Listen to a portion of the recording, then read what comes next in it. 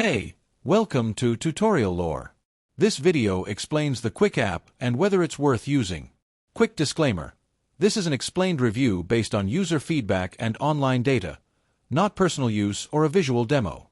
Qwick is a staffing platform designed for hospitality professionals to connect with on-demand shifts in restaurants, hotels, catering companies, and other venues. It allows workers to browse available gigs, choose when and where to work, and get paid quickly, often within a few hours of completing a shift. Businesses benefit from access to vetted professionals without the need for long-term contracts. Now let's talk about how it actually performs. The app's interface is clean and easy to navigate. Signing up is straightforward, and many users appreciate the flexibility it offers.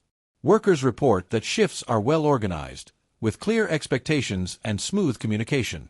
The fast payment system is one of its biggest highlights, along with the ability to pick shifts based on personal schedules.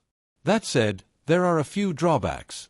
Some users in smaller cities mention limited shift availability. Others feel that the rating system can be strict, impacting their access to future gigs.